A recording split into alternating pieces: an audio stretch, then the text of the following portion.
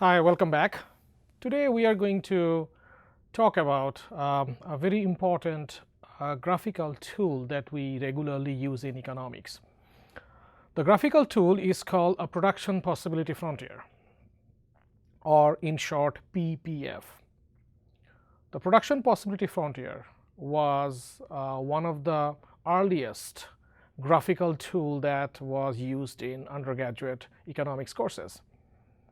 The production possibility frontier is sort of like a two-dimensional graph that can give you a very good idea about what are the different production possibilities that an economy has. That's why it is called a production possibility frontier. As we will see, that by being able to draw that graph, we can not only understand the kinds of goods and combination of goods and services that an economy can produce.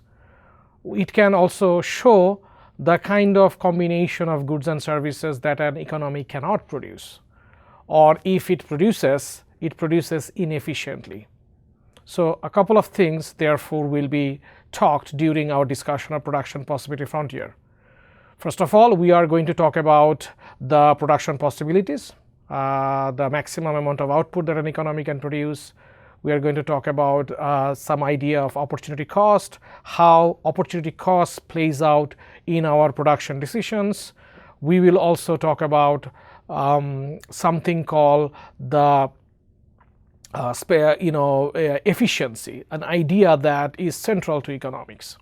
We are going to say and show that as long as the production combinations follow our production possibility frontier, the economy is said to be efficient, meaning that it is appropriately utilizing all its resources. So more of these later. So let's start with the definition of the production possibility frontier. The production possibility frontier can be defined in various different ways. The way I want to define production possibility frontier is that a production possibility frontier in a two-dimensional space shows the various combinations of two goods that an economy can produce when all the resources of the economy are completely and fully utilized. Now, from the onset, it might seem like, well, the PPF, the production possibility frontier, is just talking about two goods and an economy produces millions of different ones. Why is production possibility frontier so useful? So in that regard, I want to go back to the history of the production possibility frontier. We talked about this economist Paul Samuelson, who developed the first principles of economics course and textbook in the 1940s.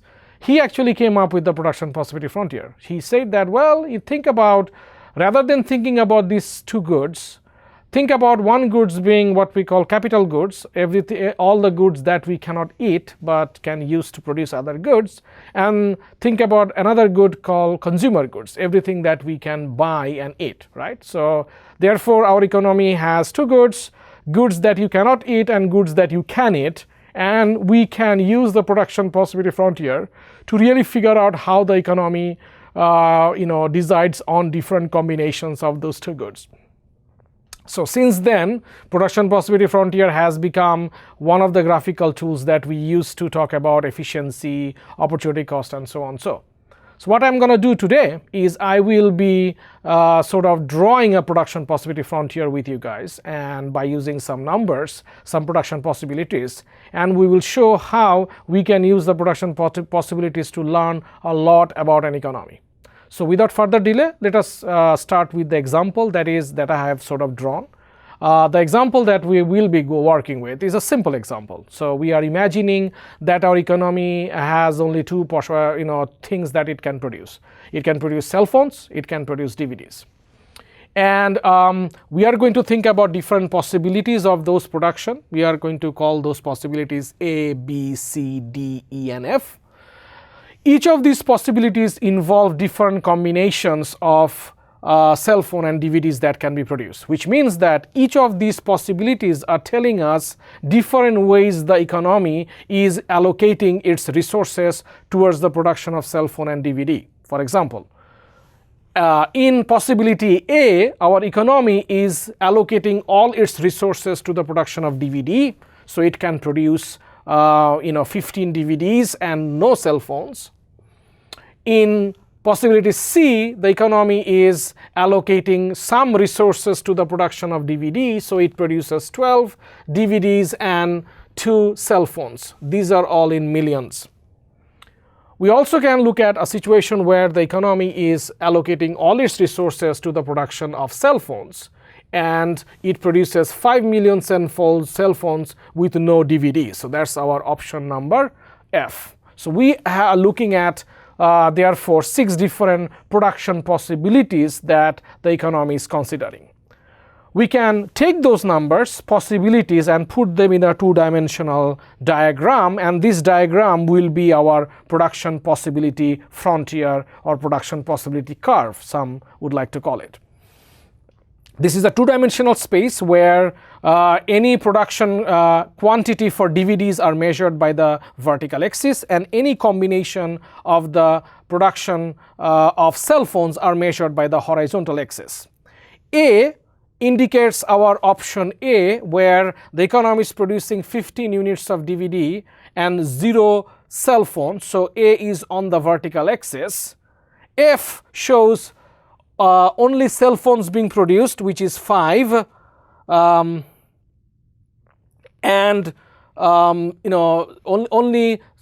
cell phones being produced and 0 DVDs.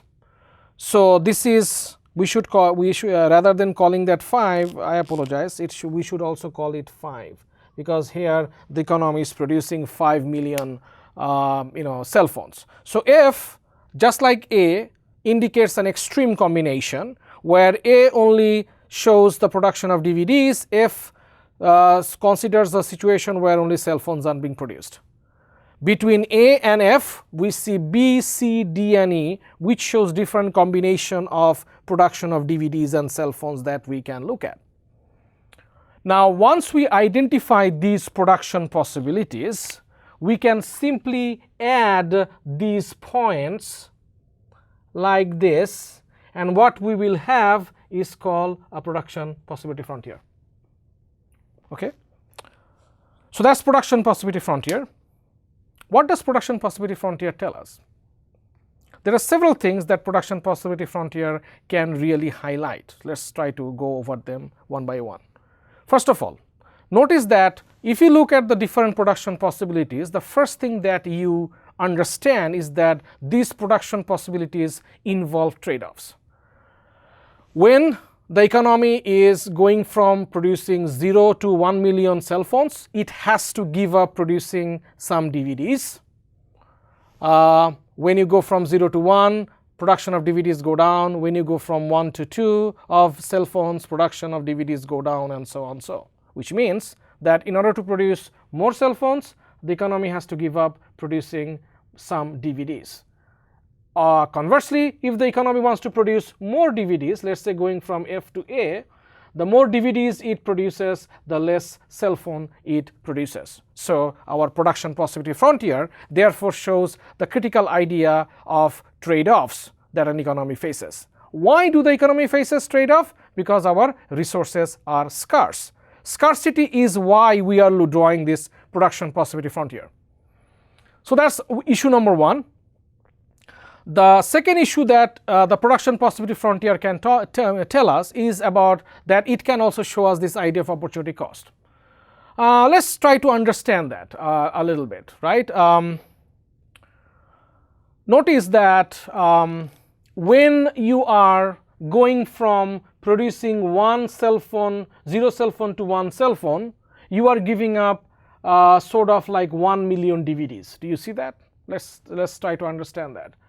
The possibilities say that when we go from A to B, we increase the production of cell phones from 0 to 1 million. We give up the production of DVDs by 1 million, from 15 to 14. So by producing 1 million cell phones, we are giving up 1 million DVDs. If you remember the definition of opportunity cost, the opportunity cost of producing 1 million DVDs by going from A to B is giving up 1 million DVDs. So the opportunity cost of 1 million cell phones is 1 million DVDs. That opportunity cost is not constant, right? You can see that when the economy is going from 3 to 4 million cell phones, it is giving up 4 million DVDs. So the opportunity cost of producing 1 million more DVDs by adopting option E is giving up 4 million DVDs. So the opportunity cost of producing cell phones have gone up. So that's a very critical idea. We are going to sort of talk about this. I did not draw this graph properly, but you can imagine. See if you look at the numbers, we know that the way a slope of a line is defined is rise over the run. So when you go from B to C, the run, the amount of change in the horizontal axis is always 1, so that's like 1. Let's just put it there. And the rise is the amount of change in DVDs that happens when you go from 1 to 2 to 3 to 4. Notice that when you are going from A to B, the rise is just 1, right? Because in order to produce 1 million more cell phones, you are giving up 1 million DVDs. So the slope of the production possibility frontier between A to B is 1. The slope of the production possibility frontier when you are going from B to C is 1 again, but you are giving up 2 million worth of DVDs. So it's that. So it's going from B to C. The slope is 2. Going from C to D, it's 3 divided by 1. So that's C to D. And you can continue. What we are seeing is that the slope of the production possibility frontier really increases as we go from A to B to C to D to F. So our production possibility frontier would be sort of like a bowed out or concave graph. What does that mean? It means that as we produce more and more cell phones, we are giving up more and more DVDs, which means that the opportunity cost of cell phones increase as we produce more cell phones. What does that mean? The idea that our production possibility frontier is concave or bowed out, the idea that the slope of the production possibility frontier increases as we move from the upper part of the production possibility frontier to the lower part of the production possibility frontier, is that there is this idea of specialization. What does that mean? Imagine that you are an economy where you are only producing DVDs, and everyone in the economy is saying, hey, we need cell phones. Cell phones are so important, right? So when you want to move away from A to B, it is very easy for you to convince the policymakers and everyone else that we need to really allocate some resources towards the production of cell phones. So moving from A to B involves giving up less. Moving from B to C, you are trying to produce more cell phones, involve a little bit higher cost, opportunity cost. And as we produce more and more cell phones, we are giving up more and more DVDs. There is a hidden concept there as well that I want to talk about. It is this idea of specialization. And the idea is kind of complicated. In future time, we are going to again talk about that. But try to understand that in the context of this simple two-dimensional space.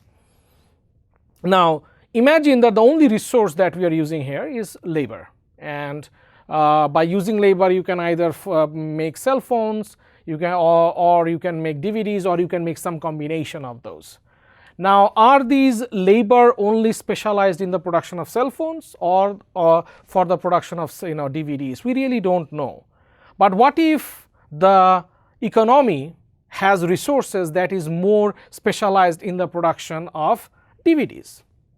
Now that would be problematic, because as the economy wants to push towards making more and more cell phones, it is really taking away resources from the DVD production where the laborers were a little bit more productive, had a little bit of skill. So that's what it means by saying that as we produce more cell phones, the economy loses part of its specialization. So our production possibility frontier tells us a lot about the specialization of the resources of an economy. It also talks about the slope. So it's a pretty interesting, an important graph. So what we have just covered is that we talked about production possibility frontier and how the slope of the production possibility frontier really indicates the opportunity cost of the resources, and therefore can talk a little bit about the specialization of the resources of the economy. So that's the primary reason why we use production possibility frontier.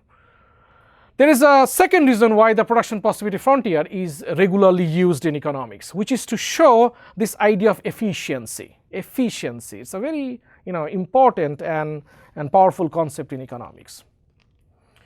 Efficiency is summarized as follows. We say that our economy is efficient if the economy is on the production possibility frontier, meaning that if the economy is either producing A, B, C, D, E or F, any of these combinations are so-called efficient.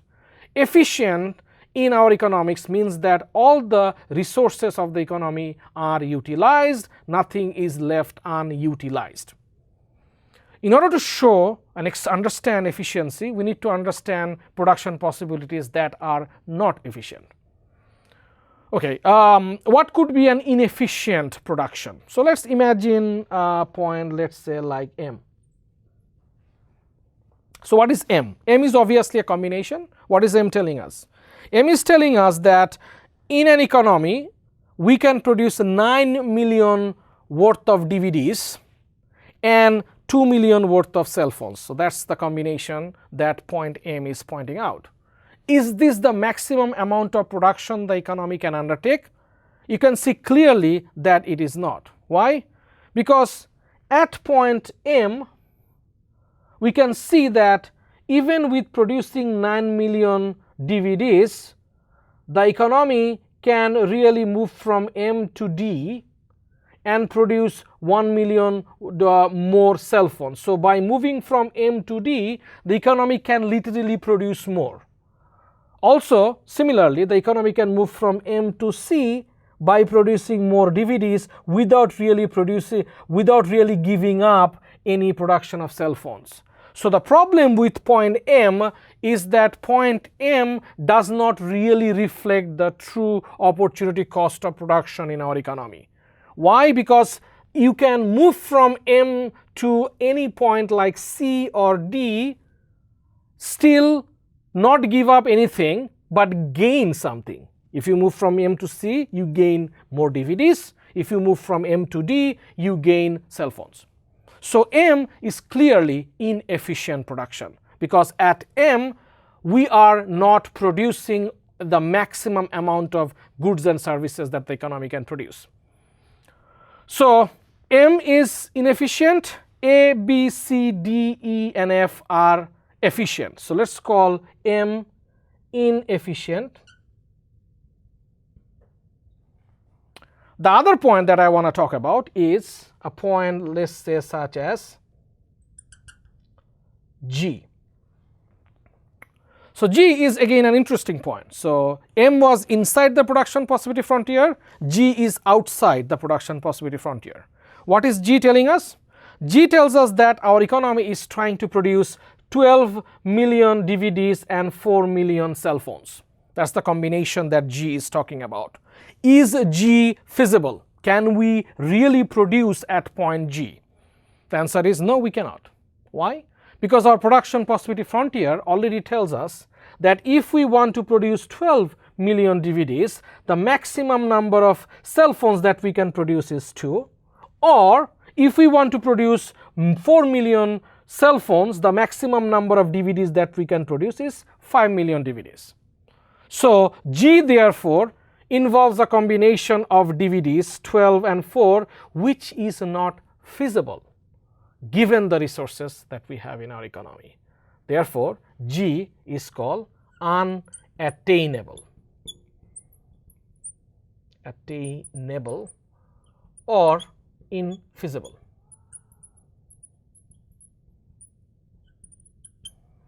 Okay, so production possibility frontier therefore can give us a graphical illustration of 3 really critical issues. It can tell us about the efficient combination of production that an economy can undertake by choosing any point on the production possibility frontier. It can show us points that lie below the production possibility frontier, which are inefficient, and it can also show us points that lie outside the production possibility frontier, such as point G, which are unattainable. Thank you very much. Hello, welcome back. Today I will talk about a very important issue that we regularly talk in economics, which is this idea of specialization and trade. Trade in economics is a very important and broad concept. When we talk about trade, we are mainly talking about exchange of goods and services between two parties, a buyer and a seller. Trade can happen between two individuals. Trade can happen between two firms. Trade can happen between two countries. What we want to do today is to understand trade from a very general perspective. What we want to see why trade happens, meaning that why do people trade with each other, and how can trade really help an economy or an individual to achieve something called specialization. And we are going to talk about these two ideas in the same place. So what is specialization to begin with? Specialization is when a country or an individual focuses on producing one thing and then trading everything else with the other people of the economy or with other countries. So specialization is very important, both from a theoretical perspective and also from an empirical perspective. Specialization is regularly observed in modern day world. There are countries that specializes in the production of certain goods and trade the rest of the goods. Think about China. Most of the clothes that you buy from Walmart is coming from China, which means that China seems to be producing a lot of clothing and specializing sort of in the production of ready-made garments. On the other hand, USA probably is a country that makes a lot of computers, which means that USA seems to be allocating more and more resources to the production of computers. Now you can imagine a world where USA produces computers, sells them to China, and buys ready-made garments from China. So what we are going to do, we are going to illustrate an idea like that, where different producers are going to produce something that they can specialize on, and we will show that this kind of specialization really benefits them. Now the idea behind what we are going to talk about, it came from an economist, a Spanish economist. His name is David Ricardo. And David Ricardo was a trade theorist, and he wanted to show that in the early 1800s that trade really benefits countries. Trade benefits individuals. Trade also benefits individual countries. What David Ricardo developed were two important concepts called absolute advantage and comparative advantage. These two ideas are tightly connected with our idea of trade and specialization. So before we move on to an exposition of these ideas, let's just define these ideas of absolute advantage and comparative advantage. Let's start with the definition of absolute advantage. The definition of absolute advantage is as follows.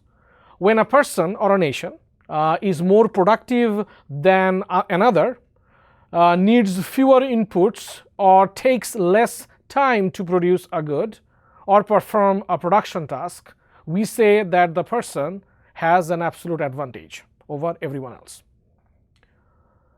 Okay, absolute advantage is very difficult to achieve, as we are going to show in a minute. The other concept that really made David Ricardo very famous and also made international trade and specialization a core economic research area is this idea of comparative advantage. So what is comparative advantage? Comparative advantage refers to the ability of a person to perform an activity or produce a good or service at a lower opportunity cost than someone else. So if you are a person or you are a country that can produce something at a lower opportunity cost than any other person or country, you have a comparative advantage. what we're going to show is that in most of the cases comparative advantage is more common than absolute advantage, and we're going to show that after calculating comparative advantage, which is obviously based on the opportunity cost idea, countries can really specialize on the goods for which they have a lower they have a lower opportunity cost, or for which they have a comparative advantage, and it really benefits them. It really benefits them. Okay. Now we are going to sort of express this idea by looking at this two-person exchange economy, where two people like Liz and Joe, they are producing two goods, and we will try to understand how these two people are going to specialize, how they are going to trade, and whether their trade can really improve their outcomes, whether the trade between them can benefit them. So let's look at the numbers that I have drawn. So we are imagining an artificial world where Liz and Joe are the two producers. They can produce two goods. SM stands for smoothie, SA stands for salad. Liz takes about 2 minutes to make smoothie, and she takes about 2 minutes to make 1 unit of salad. So given the amount of excuse me,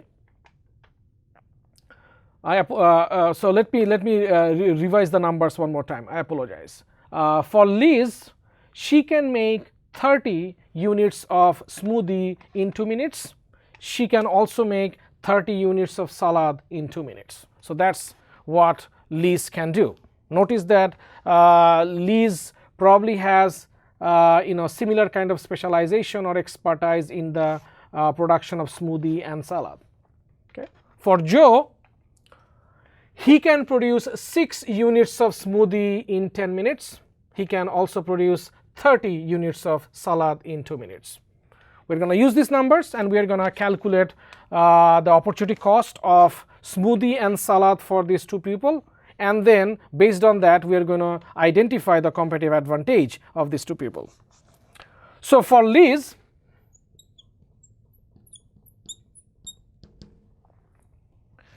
the opportunity cost, which I am going to write at OC, of 1 unit of smoothie is 1 unit of salad. Let's try to understand that.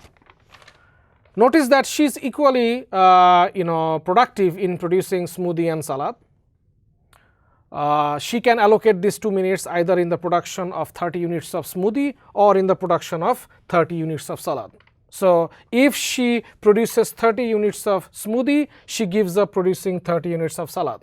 So if she produces 1 unit of smoothie, she gives up producing 1 unit of salad. So the opportunity cost of 1 unit of smoothie is 1 unit of salad for Liz.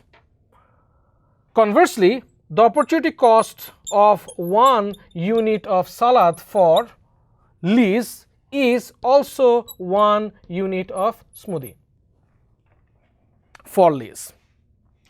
On the other hand, when we look at Joe, we notice that when Joe is producing smoothie, Joe is giving up. So let's try to understand that. So for Joe, the opportunity cost of 1 unit of smoothie is 30 divided by 6. That's 5 unit of salad. Let's try to understand that. So when Joe is producing 6 smoothie, he is giving up the possibility of producing 30 units of salad. So when he is producing 1 unit of smoothie, he is giving up the possibility of producing 5 units of salad, and that's the opportunity cost of producing 1 unit of smoothie. On the other hand, for Joe, the opportunity cost of 1 unit of salad is opposite of that. It's going to be 6 divided by 30 which is going to be 15 units of salad. Okay. Let's now summarize these numbers. In a table, we are going to summarize the opportunity cost of these two people in terms of the goods and services that they are producing. Okay. So the first one is going to be, we are going to sort of put the opportunity cost of smoothie. Then we are going to write down the numbers, the opportunity cost of salad.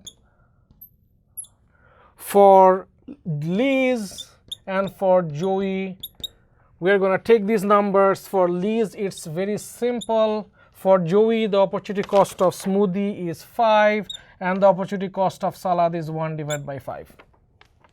Okay. So this table summarizes the opportunity cost of these two goods by these two individuals.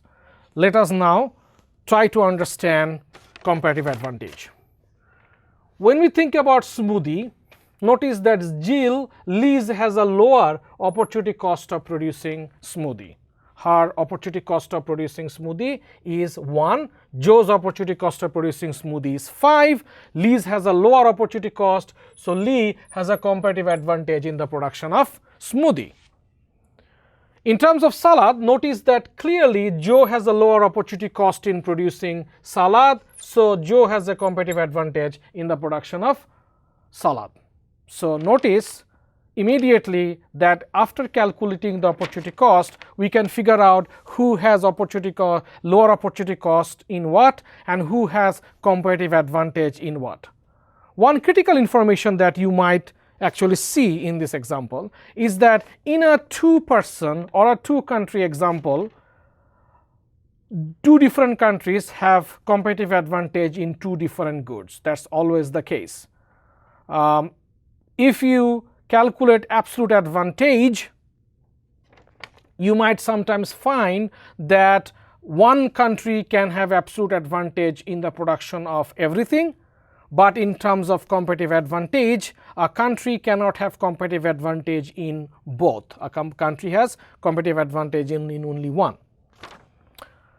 Okay, so that's sort of like a way to find comparative advantage and figure out how the competitive advantage is playing out. What we're going to do now is see what we can do after we identify the competitive advantage. Okay. So our analysis tells us that Liz has a competitive advantage in the production of smoothie, Joey has the competitive advantage in the production of salad. David Ricardo argues that individuals and countries should specialize in terms of their competitive advantage. So David Ricardo, according to the theory of competitive advantage, argues that Liz should only produce smoothie and Joey should only produce salad. Now, does that make them better off?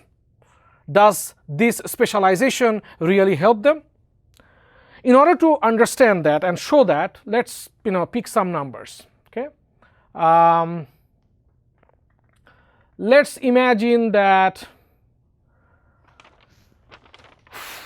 both of them have about an hour to hour of time. So assume both of them have 1 hour of time. And in that 1 hour of time, Liz spends her time equally between smoothie and salad. So if she spends 30 minutes and 30 minutes in the production of both, she makes 15 smoothie and 15 salad. And we are going to also assume that Joe, on the other hand, makes a different kind of allocation of his time. Okay. His time is that he's going to spend 50 minutes in the production of smoothie, which will enable him to produce 5 smoothie and he's going to spend 10 minutes on his salad, which will enable him to produce 5 units of salad. So that's the production that they started with. Okay. So we can think about, so this is the production possibilities that both of them has.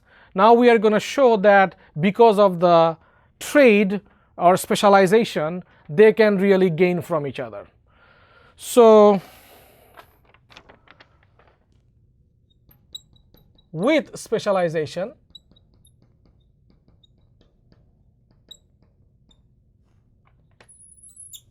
okay, Liz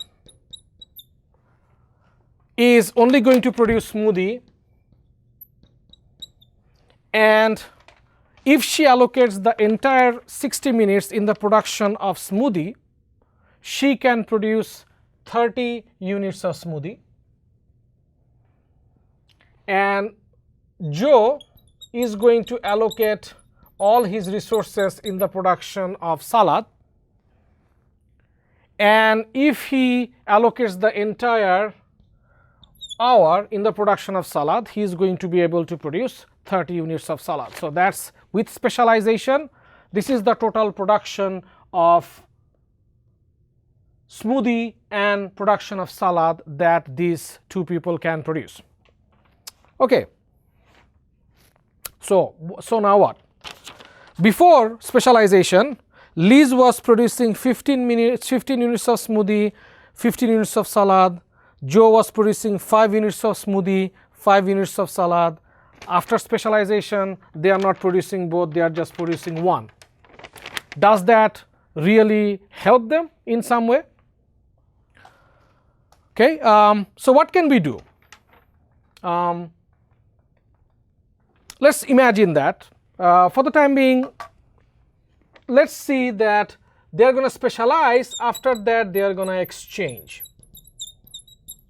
Okay. So the exchange will be as follows. Liz will buy, let's say, she will, let's imagine buying later. Let's imagine that she's going to sell the only thing that she is producing, which is smoothie, and she's going to sell 10 units of a smoothie to Joe, right? So Liz sells 10 units of smoothie to Joe, and Joe sells about 10 units of salad to Liz. Okay. If you go back and do the calculation, you can see that Liz selling 10 units of smoothie and buying 10 units of salad from Joe really improves or increases the amount of consumption that Liz is making in terms of smoothie and salad. It also makes Joe better off in the sense that Joe can also buy or enjoy more smoothie and salad at the same time. So if you do the calculations at home, you will realize that through specialization and exchange, both Liz and Joe can increase their consumption. And this is important. Why? Because we can literally show that because of specialization and because of exchange based on specialization, individuals can consume combination of goods and services beyond their production possibility frontier, which means that through specialization and exchange, Liz can consume a combination of smoothie and salad which is more than 15 and 15. Joe can consume a combination of salad and smoothie which is more than 5 and 5 units of smoothie and salad. So it is very important to notice that the idea of opportunity cost tells us how to calculate competitive advantage, and if we follow competitive advantage and specialize in terms of the goods for which we have the competitive advantage, and at the end exchange based on our specialization, we can improve our consumption possibilities. Our consumption possibilities can be more than our production possibilities, and that will definitely make us better off. So David Ricardo was right. Trade, according to comparative advantage and specialization, can improve the welfare of individuals and nations as well. Thank you very much.